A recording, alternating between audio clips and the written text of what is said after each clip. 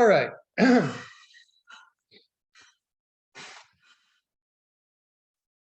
this is my review. Exam 1, chapters 1, 2, and 3. And I'll be reviewing section 3.1 tonight. So a little bit about chapter 3 before I go ahead and get going.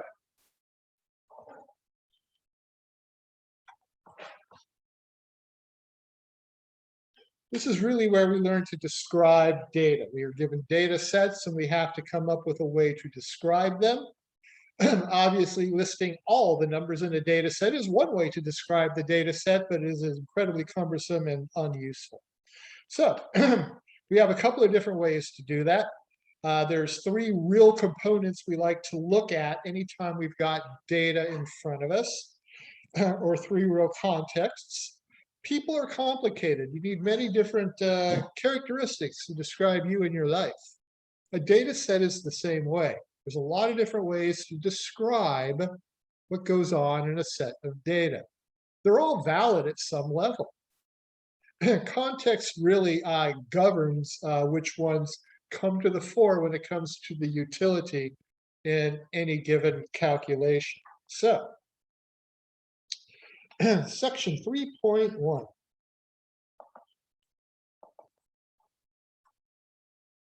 Measures of center. So, measures of center, these are representative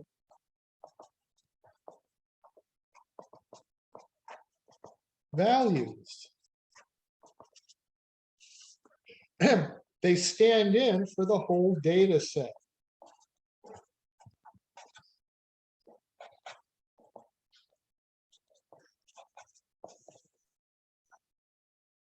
So the whole data set.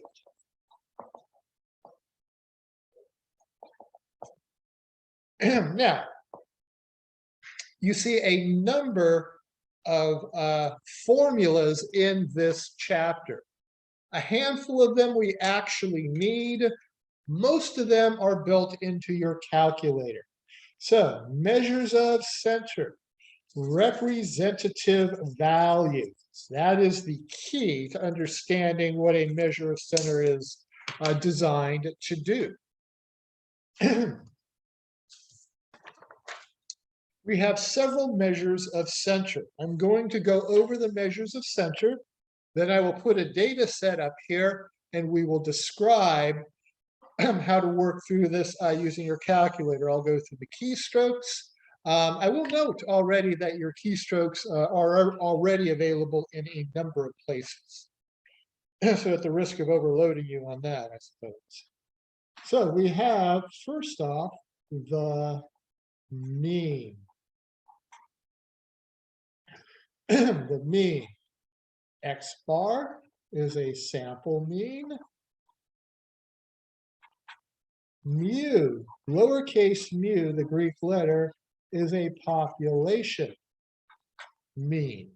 There's a notational difference in the formula between the two, but there's no real difference in the formula. You guys know it as the average.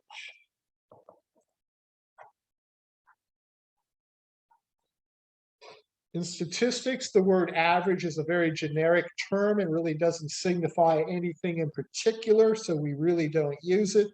But I understand everyone else does, and that's really how you want to think of the mean. It's your average. You add them up and divide by the number of numbers.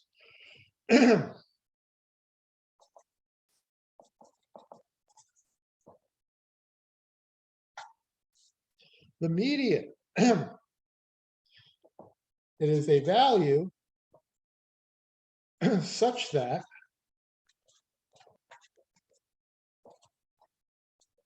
(50% of values are lower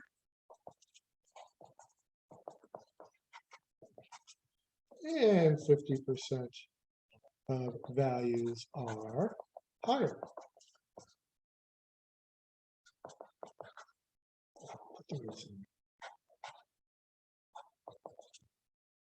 And it's about 50%. There's a slight difference, I suppose, if you have an even number versus an odd number of values in your data set. Basically, you put the data set in order.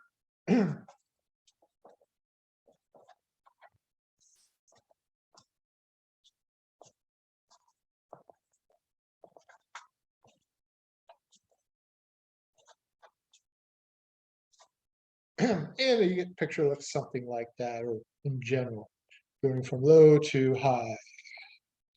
So there is your median. The mean and the median are found directly on your calculator. We've got formulas for the mean. Don't worry about them other than general notational things like naming is very important. The median, your calculator finds that at the drop of a hat also. By the way, putting stuff in order and figuring out the median by hand can be a very, very tedious task. Imagine trying to do that for a data set with a couple of hundred values. You won't be able to do it longhand.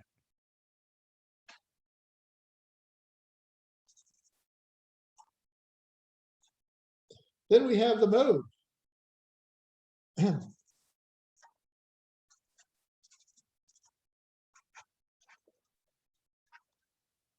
The mode, that is the most common value.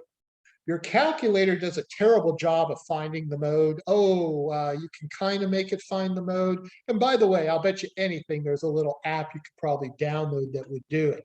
However, I myself believe that it's really not worth that much trouble. Our data sets are small. So if I have a small data set, use your eyes. I'm not even going to show you any keystrokes for this one. Our data sets are so reasonably sized. A couple of things about the mode. It used to be a lot more common in a class such as this because it was easily doable without a calculator. And before everyone had calculators, back when we all rode horses to school, it was fine. Nowadays, it does not get that much play in a class like this. So I kind of skate right on over it. You'll get one or two questions over the course of a semester. A couple of things about the mode. There may be one mode, two modes, many modes. That's where we have a tie count. Or there may be no modes. And again, I guess that's also a tie count. Maybe there's like two of everyone, or three of everyone, or one of everyone. In any case, you might have any one of those things when it comes to the notion of mode.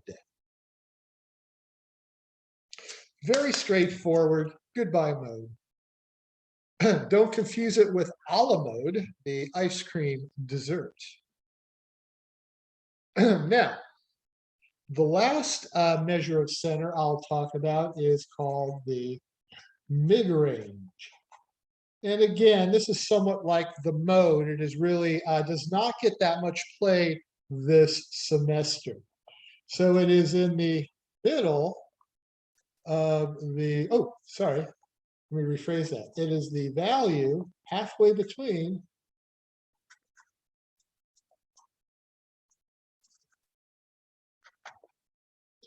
your minimum and maximum values.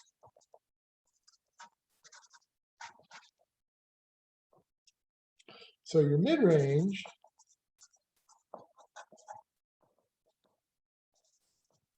min plus max, or max plus min divided by 2.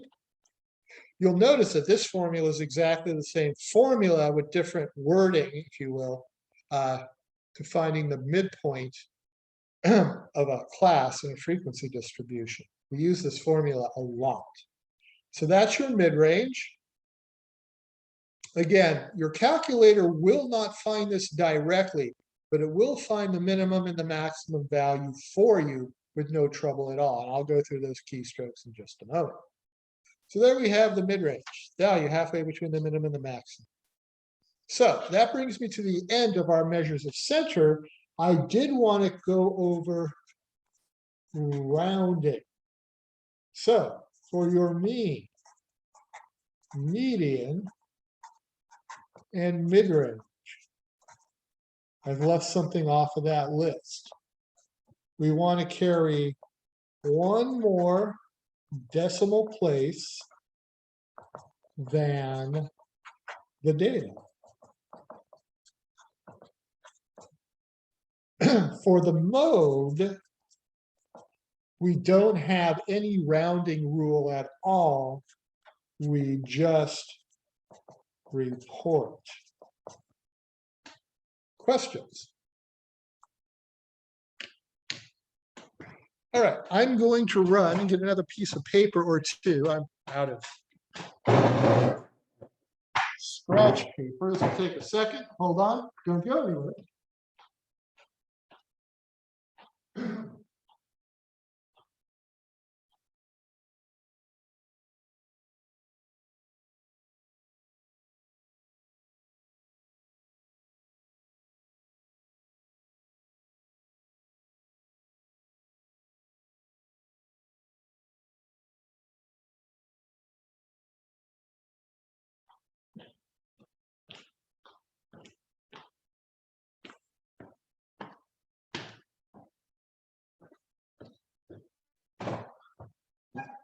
All right, so let me run through an example. I'm going to do this on my calculator. Let me get the data up here first. Let's see, what are we going to measure? And I'm really just after tonight, I'm just after the measures of center. We'll actually go a long way to finding the measures of variation also, but I'll pick those up tomorrow night. And if I'll actually try to hold on to this and we'll use the same example again. All right, so here's my data set. So I have a random sample, maybe one of those simple random samples. And I want to make sure I do this right. So let's see.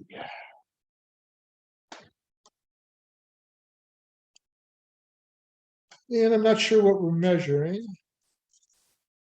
Time in hours. Ooh, labor. I remember when me and my wife had our baby. She did most of the work. So labor. So we're talking time and labor in terms of hours. So let's see. I have no idea. If I come up with some wacky numbers, please don't laugh. 16.4, 20.2, 12.9, 31.3, 31.3.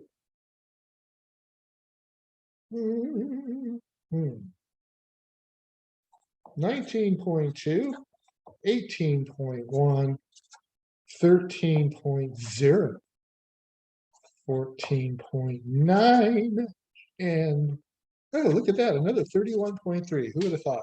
All right, so I've got 1, 2, 3, 4, 5, 6, 2, 4, 6, 8, 10. All right, so that's my data. I'm going to go over to my other screen. I'm going to share my calculator. I'm going to run that data through Mr. Calculator, and you'll get to see those results. Let me share. There you are. All right, so first off, all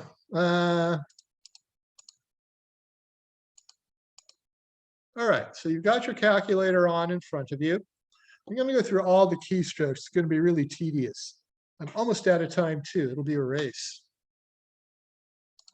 So stat, we're going to edit. I need a list. So I'm going to go over to list 1. I'll highlight the name of the list and I'll clear that. Clear and enter clears your list. So now you got 16.4, 20.2, 12.9, 31.3, 31.3, 19.2, 18.1, 13.0, the 0.0 won't show. Ooh, bugs. 14.9, and 31.3 again.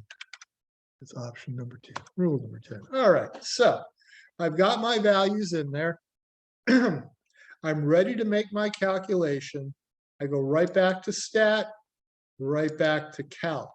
I'll use my one variable stats.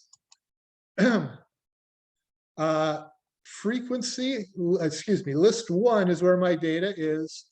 I honestly don't like this screen. I may end up taking it away. So second, list 1. I'll hit enter. I'll clear that out. Frequency list. Second list 1. And then I'll hit calculate. So I see this particular screen there. Now, hopefully you see the same thing. I see the mean up here. Down below, I see an arrow, which I can access with my down arrow key. This gets me to my min and my max, which I'll eventually need in a moment here. Let me come back up over here, and I'm going to start to note my results. So I'm going to find the mean, the median, the mid-range, and the mode here. And I'm going to show you how to present them, and then we'll be done. So if I take a look at that, I'll see X bar equals 23 point. And the question is, how many of those decimal places do we want? My data had 1 decimal place, so I will take 2. I will round that to 2 decimal places, so 0.344 becomes 0.34. And we're talking about hours, so I'll include the hours. The median. If I scroll down, I'll find my median. It's right there. I see a 20.2. But I'm not going to write that. You'll see what I've written in a moment. Don't worry, 20.2 will be there in some fashion. Excuse me? Yes. Can you go back to the L1 the sample on the calculator, because I'm following along with my calculator and I got different. All right, so I bet anything this is what you see when you did it. And by the way, I was going to go ahead and do this anyway, but I'll do it right now and you'll be able to follow along. I have my stat wizard turned on. Bad wizard, I'll turn him off. Okay, he's turned off. So now when I go to calc, one variable stats, that's all I see. Is that what you see? No, I mean, like, my mean is different. Like, I've been so Well, let me try something here. I have problems with that other screen. Hold on. Oh, I did have problems with that other screen. This is what I bet you saw. Yeah, that's what I had. Yeah, let me try some. I'm just going to mess around here. I'm out of time just about. All right, so yeah, I'll tell you what happened in a moment. Let me fix this. Thank you for pointing that out. I really hate that stat wizard. It never gives me what I want. It gives me error, and I just bugs.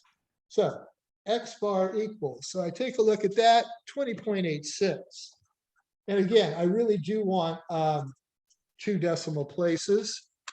Scrolling down, median 18.65.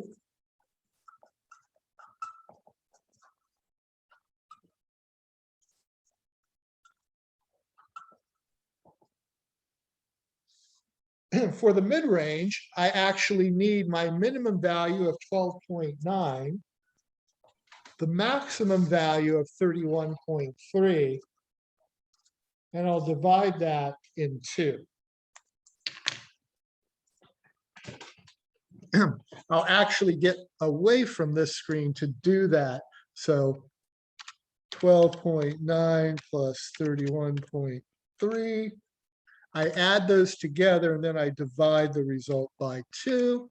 and I get a 22.1. So I will write that down, 22.10 HR.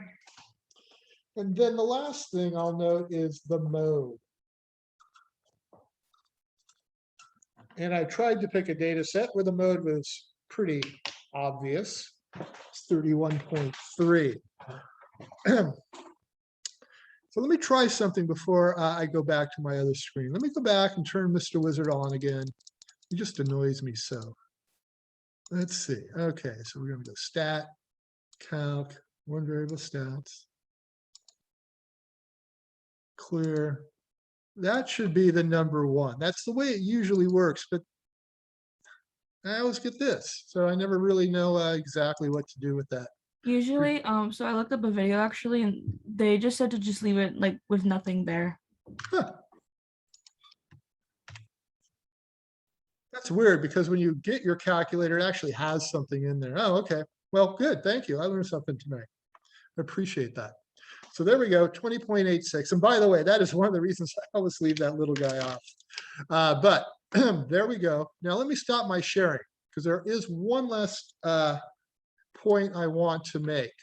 So our data is described using our measures of center. You'll notice that I've got the notation or the name, I've got the correct rounding, and I've got the units. And I have that for all of them. And you'll note for the mid-range, I actually threw in an extra 0 because I really want the same rounding throughout for this type of thing. You'll see that the mode has just been reported. It's kind of like who won the election. And no, it wasn't stolen. So that really brings me to the end of my discussion on the measures of censure. You can count on having to do these sorts of calculations and these sorts of keystrokes. They're fundamental to our statistics. So let me go ahead and stop the recording.